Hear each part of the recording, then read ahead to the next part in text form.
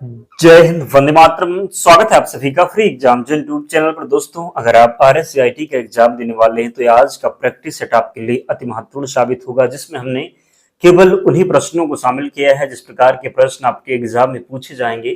तो आपको सेशन में अंत तक बने रहना है और अंत में कमेंट करके अपना स्कोर जरूर बताना है। तो चलिए आज के सेशन को प्रारंभ करते हैं। उससे पहले अगर आप चैनल पर नए हैं तो चैनल को सब्सक्राइब करके बेल आइकन को जरूर प्रेस कर लें। पहला शानदार प्रश्न आपके स्क्रीन पर है। पूछा गया है कि कंप्यूटर का दिमाग किसे कहा जाता है। कंप्यूटर का दिमाग किसे कहा जाता है? रैम, सीपीयू, हार्ड डिस्क या फिर मॉनिटर। तो आप सभी को पता है सीपीयू यानी कि सेंट्रल प्रोसेसिंग यूनिट को कंप्यूटर का दिमाग कहा जाता है, क्योंकि यह सभी लॉजिकल, अर्थमेटिक और डेटा प्रोसेसिंग से जुड़े निर्णय लेता है। तो राइट आंसर हो जाएगा सीपीयू यानी सेंट्रल प्रोसेसिंग यूनिट। याद रखेंगे, गलती नहीं करेंगे। निम्नलिखित में से कौन सा एक इनपुट डिवाइस का उदाहरण है? Printer, scanner, monitor, speaker. इनमें से पूछा गया है कि इनपुट डिवाइस का उदाहरण कौन सा हो जाएगा? प्रिंटर, स्कैनर, मॉनिटर या फिर स्पीकर। तो प्रिंटर की बात करेंगे, मॉनिटर और स्पीकर ये सभी क्या हैं? तो ये आउटपुट डिवाइस हैं, जबकि स्कैनर जो है ये इनपुट डिवाइस हो जाएगा। तो गलती नहीं करेंगे, जरूर याद रखेंगे। तीसरा प्रश्न है, कंप्यूटर में डेटा की सबसे छोटी इकाई कौन सी है? बाइट, बिट, निबल, केबी। तो कंप्यूटर में डेटा की सबसे छोटी इकाई बिट हो जाएगी। बिट की बात करेंगे तो कंप्यूटर की डेटा की सबसे छोटी इकाई है। 8 बिट्स मिलकर एक बाइट बनते हैं। तो राइट आंसर क्या हो जाएगा? तो सही उत्तर बिट हो जाएगा। क्या होगा? तो सही उत्तर बिट हो जाएगा, याद रखेंगे। और आप में से जिन साथी ने अब तक वीडियो लाइक नहीं किया है, निवेदन है आप सभी से जल्दी से वीडियो लाइक कर दीजिए और चैनल जरूर सब्सक्राइब करना है। डेली हमारे साथ जुड़िए, निश्चित ही बहुत ही फायदा होगा। हूबहू प्रश्न एग्जाम में मिलेंगे। प्रश्न है, रैम यानी रैंडम एक्सेस मेमोरी किस प्रकार की मेमोरी है?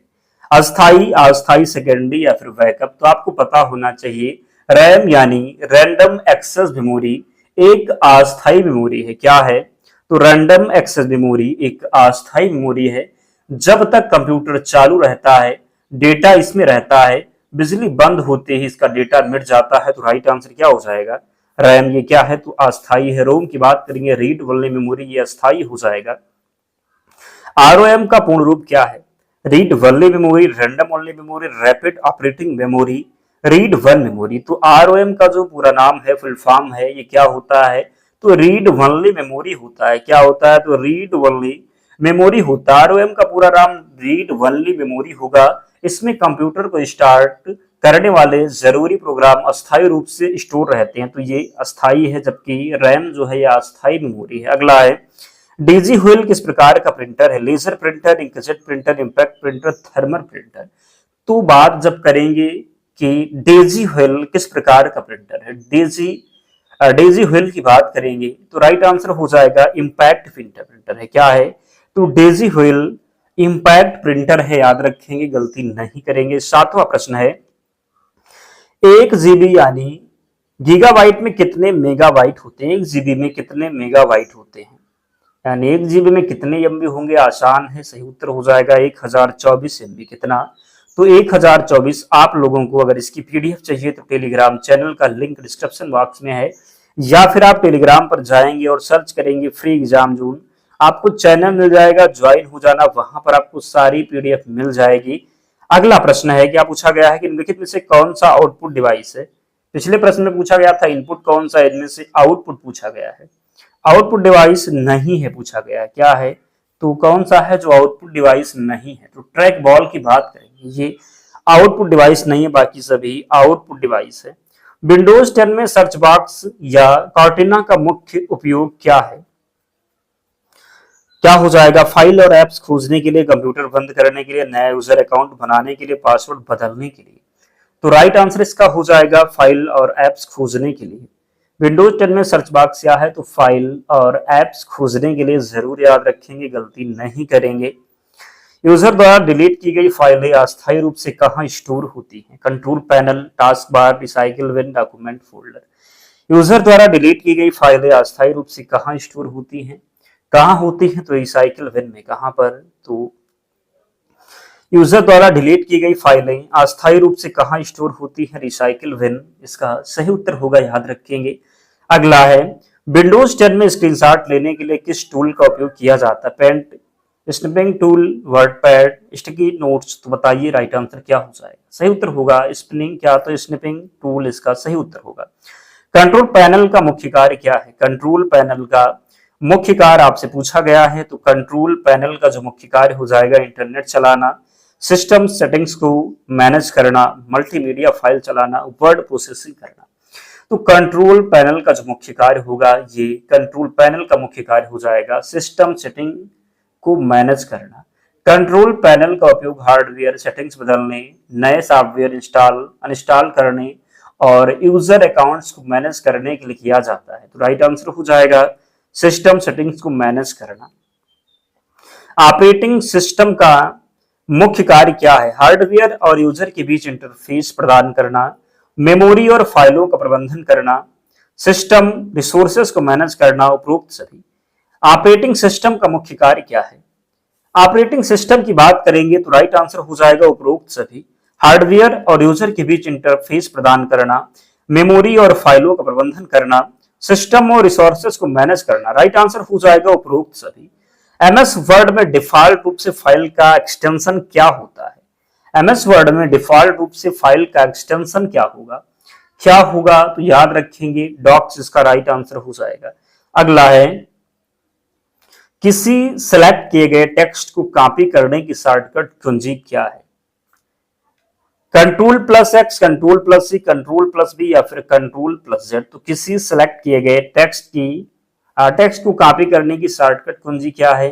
क्या हो जाएगा? तो कंट्रोल प्लस सी होगा। क्या होगा? तो कंट्रोल प्लस सी होगा। अंडू अंतिम क्रिया को निरस्त करने के लिए किस शॉर्टकट कुंजी का उपयोग होता है? Control plus Y, control plus U, control plus Z, control plus S. तो बताइए कि राइट आंसर क्या हो जाएगा? तो सही उत्तर होगा कंट्रोल प्लस जेड। क्या हो जाएगा? तो कंट्रोल प्लस जेड होगा। पूरे डॉक्यूमेंट का टेक्स्ट एक साथ चुनने की शॉर्टकट कुंजी क्या है? Control plus A, control plus A, control plus B, shift plus A. तो पूरे डॉक्यूमेंट का टेक्स्ट एक साथ चुनने की शॉर्टकट कुंजी क्या है? क्या है? तो राइट आंसर होगा कंट्रोल प्लस ए। कट या कॉपी किए गए टेक्स्ट को पेस्ट करने की शॉर्टकट कुंजी क्या है? Control plus B, control plus B, control plus X, control plus shift plus B. तो कट या कॉपी किए गए टेक्स्ट को पेस्ट करने की शॉर्टकट कुंजी क्या है? क्या है? तो कंट्रोल प्लस बी हो जाएगा। कट या कॉपी किए गए टेक्स्ट को पेस्ट करने की शॉर्टकट कुंजी कंट्रोल प्लस बी हो जाएगा।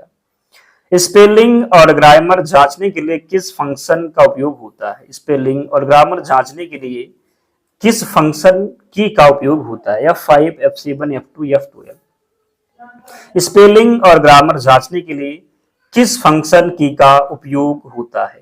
राइट आंसर इसका हो जाएगा F7। एमएस वर्ड में F7 की दबाने से व्यापार और वर्तनी की जांच का डायलॉग बॉक्स खुलता है। तो राइट आंसर हो जाएगा F7। क्या होगा? तो F7 हो जाएगा। हेडर एंड फुटर किस टैब में उपलब्ध होते हैं? Home tab, insert tab, view tab, page layout tab. Header and footer किस टैब में उपलब्ध होते हैं? किस टैब में? तो इंसर्ट टैब हो जाएगा। क्या होगा? तो इंसर्ट टैब इसका राइट आंसर हो जाएगा। क्या होगा? तो इंसर्ट टैब होगा। अगला है प्रश्न है एमएस एक्सेल फाइल को आमतौर पर क्या कहा जाता है? Document, presentation, workbook, database. तो एमएस एक्सेल फाइल को आमतौर पर क्या कहा जाता है? एमएस एक्सेल फाइल को आमतौर पर क्या कहा जाता है? तो वर्कबुक कहते हैं। क्या कहते हैं? तो वर्कबुक कहते हैं। याद रखेंगे एक्सेल में कॉलम और रो की कटान बिंदु को क्या कहते हैं?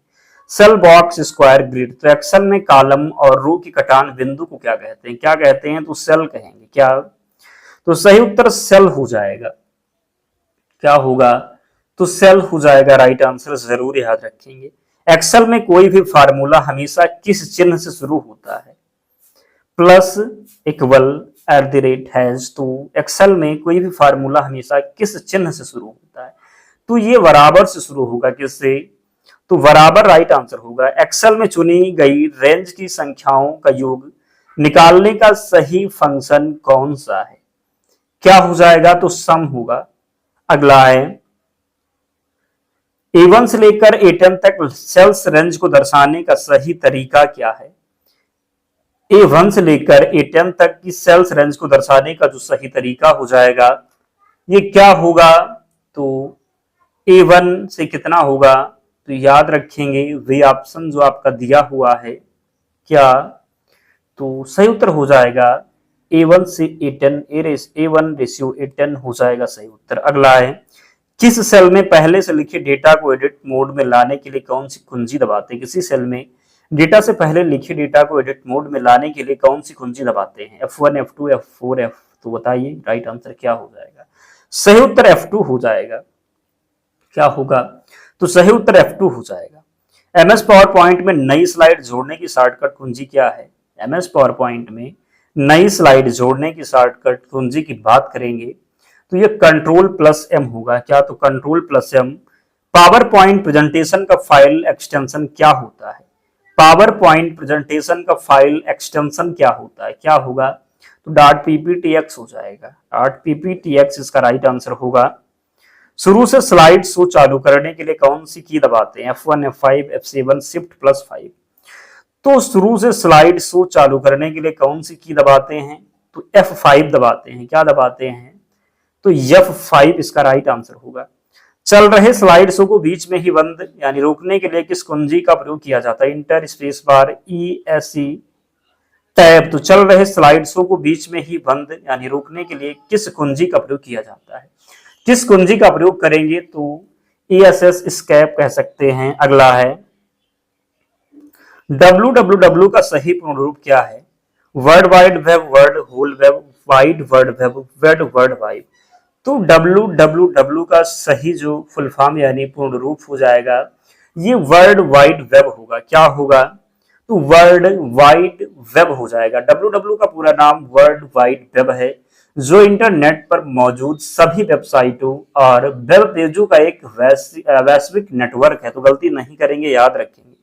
URL का सही अर्थ या फुल फॉर्म क्या है? URL का सही अर्थ या फुल फॉर्म, तो URL का जो सही अर्थ फुल फॉर्म हो जाएगा यूनिफॉर्म रिसोर्स लोकेटर होगा। क्या, तो यूनिफॉर्म रिसोर्स लोकेटर हो जाएगा। गूगल क्रोम और मोजिला फायरफॉक्स किस श्रेणी में आते हैं? गूगल क्रोम और मोजिला फायरफॉक्स किस श्रेणी में आते हैं? Search engine, web browser, antivirus, operating system. तो राइट आंसर क्या होगा? राइट आंसर हो जाएगा वेब ब्राउजर। क्या, तो वेब ब्राउजर सही उत्तर होगा।